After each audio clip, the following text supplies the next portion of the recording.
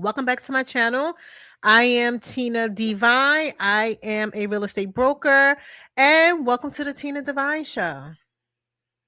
Welcome to the Tina Divine Show, where we are the realest real estate show on YouTube.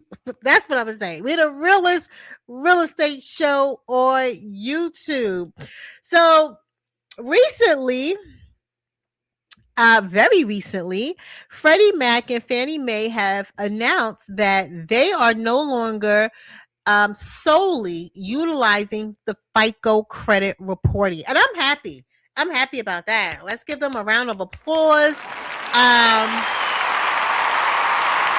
They are no longer solely utilizing the FICO score. If you don't know, the FICO score is your credit scoring, and it's a computerized scoring system. And in my opinion, if you don't take on debt, you will never have a good score. It's like the way the system is built, you have to take on debt, pay it off, and then you get a good score. Or you take on the debt, you utilize the debt, pay it, and then you get a good score, which is good for displaying habits of people. Do this person have the habit of paying a bill on time? Does this person have the habit of not paying bills on time? But credit scoring doesn't take into effect rent payments. And while individuals may have low credit scores, their rent may be paid on time every month. Their utilities are paid on time every month. So credit, while it could be a decent tool, it's a flawed system. It's an old and antiquated system that doesn't take into account individuals who pay their rent on time every single month and pay their utilities. So as a mortgage company, as a company that's looking to create deals, because let's be for real, mortgage companies aren't around to help buyers. Mortgage companies are around to make money. They make money through interest and fees and points that they charge buyers. So a mortgage company, they're going to always be looking for clients, looking for more people to loan money to so they can make extra money. And I guess somebody realized that if we continue to utilize this FICO scoring system as our only way of evaluating credit worthiness, it is keeping a huge population of people out of circulation, keeping them out of the realm, out of being able to buy a house. So Fannie Mae and Freddie Mac have said today, have announced that they will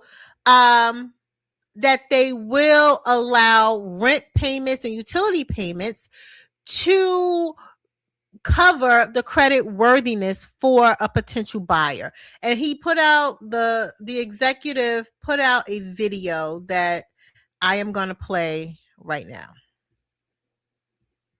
I think this is great news. This is great news for a lot of people. Announced that effective immediately, Fannie Mae and Freddie Mac are accepting new modern credit scores that give American homebuyers the credit they deserve for paying their rent. If you pay on time, you are more likely to pay your mortgage on time. Credit history should include rental history. And so this is a very big deal. Credit scores help set mortgage rates and access to home ownership. Lenders use a credit score to determine who gets a mortgage. And if you don't have a credit score, you can't get a credit score, then you can't get a home. And that's something that obviously this will help fix. Fannie and Freddie use it to decide what they will pay for a loan, and investors use it to price the mortgage-backed securities that determine rates. Home buyers will soon have access to new, more predictive credit scores that count your rent. If you pay your rent for the last 10 years, that's more predictive than, whether you were 21 years old and maybe didn't pay a medical bill at a local hospital. If you paid your rent for 10 years, that should be factored into your credit score. So I think it will save lots of money. And this truly is the golden age of home buying. And I think you're going to see that in the coming months and years to come. This is a great thing for anyone who is looking to become a home buyer. I think that it's also a sign of the times. We are living in more modern times. FICO scores are outdated. They're not accurate. And it's a history, right? So me at 21 is different than me at 41. Is me at 21 or me at 19 is different than me at 35. And if I was silly enough or naive enough to co-sign on a loan for a friend or a family member and it affected my credit, and now I have bad credit because of it, doesn't mean that I can't pay a mortgage. It doesn't mean that I'm not serious about covering my housing costs.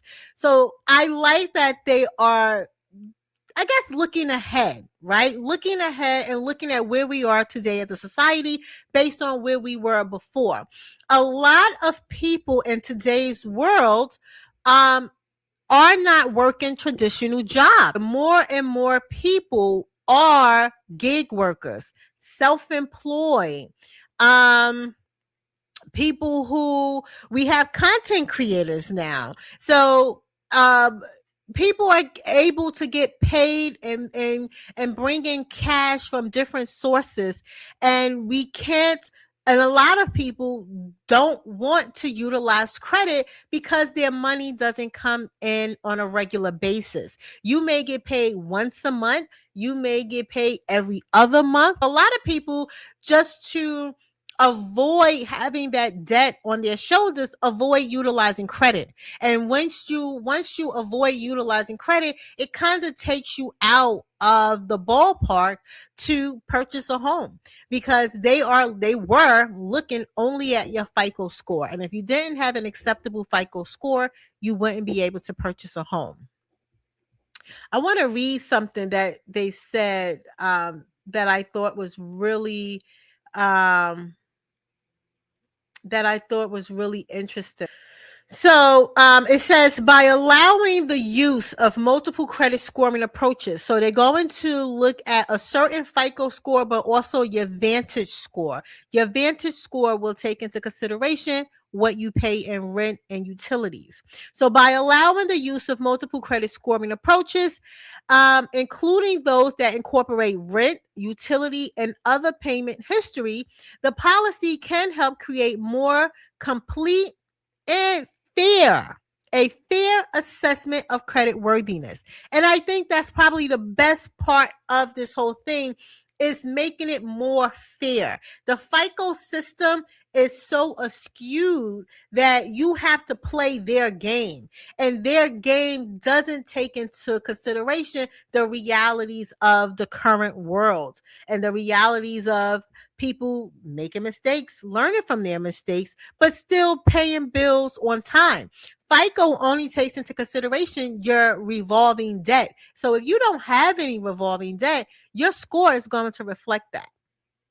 It also says that many kinds of modern workers are in a position where they have reliable cash flow, but a thin credit file, right? You have people who may work a part-time job and they work gig jobs. They do Uber Eats. They drive for Lyft. So they're able to bring in the cash to cover their necessities, their rent, their utilities, their groceries, their livelihood, but they don't have credit. And it says, think about freelancers, gig workers, and people like me, self-employed people. We don't get paid on a regular basis. So for a lot of us, we tend to utilize more cash than credit because it's easier. If I get paid in a lump sum once a month or in a lump sum every 3 months or something like that, it's easier for me to just deal with cash than it is for me to take on credit card debt or take on some type of loan debt that I have to pay every single month when I don't get paid every single month. But just because I don't get paid every single month doesn't mean that I don't have money set aside to cover my housing expenses. So these type of employees tend to fall through the cracks of an outdated credit system and can be shut out of mortgages.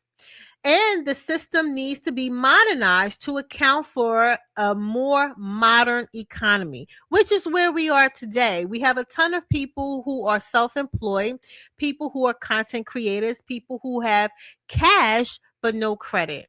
And just because someone doesn't utilize credit to build their credit score through FICO shouldn't eliminate them from buying a house. They should still be able to purchase a house, especially if you can prove, hey, for the last 3 years, I've been paying well over $2,000 every single month for my rent on time without a problem. Here's proof, right? So this is, I think, a step in the right direction. What are your thoughts on it? Do you think that rent payments should be utilized as a way of evaluating the credit worthiness of a potential buyer, or should they still rely on the old FICO system? Put your thoughts in the comment section and I'll talk to you later.